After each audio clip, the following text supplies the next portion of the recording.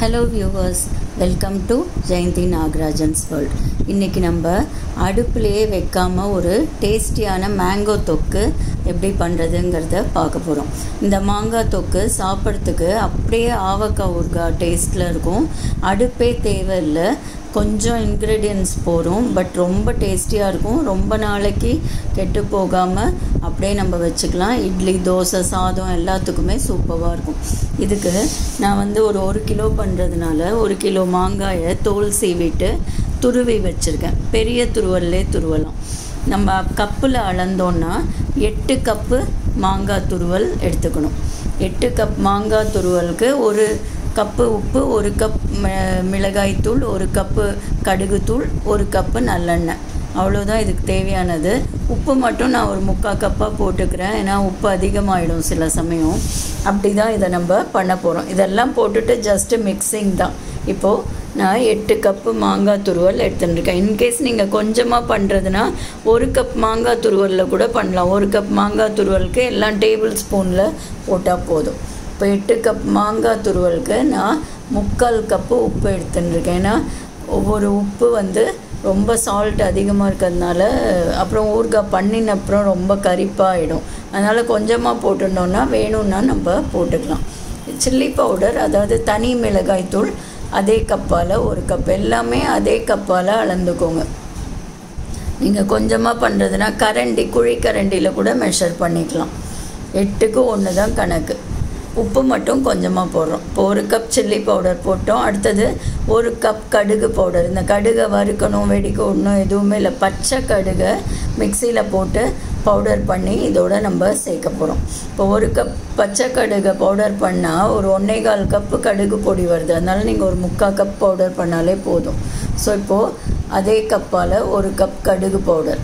இது ஓரளவுக்கு ஹெல்த்தியான ஊறுகான்னு கூட சொல்லலாம். நம்ம கொஞ்சம் கொஞ்சம் தான் போட்டுக்க போகிறோம். கடுகு பொடிலாம் உடம்புக்கு அவ்வளோ நல்லது. இப்போது அதே கப்பால் 1 கப்பு நல்லெண்ணெய் ஊற்றிக்க போகிறோம். பாருங்கள், ரொம்ப 1/2 கிலோ நல்லெண்ணெய் அப்படிலாம் இல்லாமல் ஜஸ்ட்டு இது ஒரு 100 ml கப் தான். 100 ml தான் இதுக்கு இவ்வளோ 1 கிலோ மாங்காய்க்கு நல்லெண்ணெயே தேவை. அதுவும் அடுப்பில் வைக்க வேண்டாம், கிளற வேண்டாம், தாளிக்க வேண்டாம், எதுவுமே பண்ண வேண்டாம். அவ்வளோ சூப்பராக இருக்கும் இந்த ஊறுகாய். ஆவக்காய் மாங்காய் பிடிச்சவங்க எல்லாருக்குமே இந்த டேஸ்ட் ரொம்ப பிடிக்கும். இப்போ ஆவக்காய்னா பெரிய பெரிய துண்டாக இருக்கும் இல்லையா, நமக்கு வேஸ்டேஜ் அதிகமாகும். இதுவே துருவி இந்த மாதிரி மாங்காய் தொக்கு ஃபார்மில் ஆவக்காய் போட்டோன்னா வேண்டியதை கொஞ்சமாக போட்டுக்கலாம். ப்ரெட்டில் கூட ஸ்ப்ரெட் பண்ணி நம்ம சாப்பிட்லாம் வேணும்னா. இப்போது எல்லாத்தையும் மிக்ஸ் பண்ணியாச்சு. கொஞ்சோண்டு டேஸ்ட் பண்ணி பார்க்கலாம். ஏதாவது எக்ஸ்ட்ராவாக தேவைப்பட்டதுன்னா இந்த ஸ்டேஜில் நம்ம போட்டுக்கலாம். இப்போது 1 ஸ்பூன் வெந்தய பொடி போடுறேன். இது ஆப்ஷனல் தான். பெருங்காய பொடி, வெந்தய பொடி எல்லாமே ஆப்ஷனல் தான். ஏன்னா கடுகு பொடியோட ஃப்ளேவருக்கு மேலே இதெல்லாம் தெரியவே தெரியாது நமக்கு.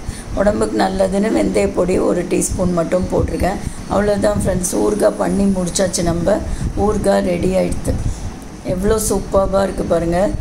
ஈஸியான வேலை. இதை இப்போ நம்ம ஒரு பாட்டிலுக்கு ட்ரான்ஸ்ஃபர் பண்ணலாம். Glass bottle preferable.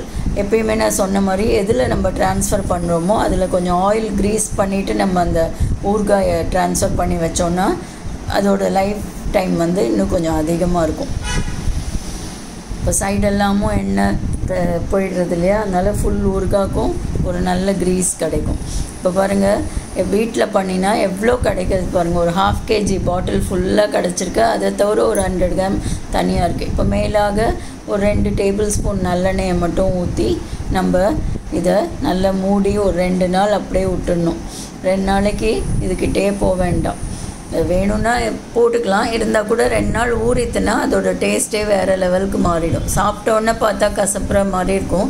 But 2 days கழித்து நீங்கள் டேஸ்ட் பண்ணி பார்த்தீங்கன்னா நல்லா எல்லாம் ஒன்று சேர்ந்து கலரே மாறிடுச்சு பாருங்கள். அவ்வளோ டேஸ்டியாக சூப்பராக இருக்கும் இந்த மாங்காய் தொக்கு. ஈஸியாக யார் வேணாலும் பண்ணலாம். பாகுபாதம் எதுவுமே இல்லை. 8க்கு 1 மெஷர் பண்ணணும், அவ்வளோதான். எந்த குட்டி லெவலில் கூட நீங்கள் 8 ஸ்பூன் கூட போட்டு போட்டு மெஷர் பண்ணிக்கலாம். இந்த அடுப்பு இல்லாத இந்த மாங்காய் தொக்கு உங்களுக்கெல்லாம் பிடிச்சிருக்கும்னு நினைக்கிறேன். இந்த ரெசிபியை செஞ்சு பார்த்துட்டு உங்கள் ஃபீட்பேக் அனுப்புங்க. ரொம்ப ஈஸி, ரொம்ப எக்கனாமிக்கல், ரொம்ப டேஸ்டி.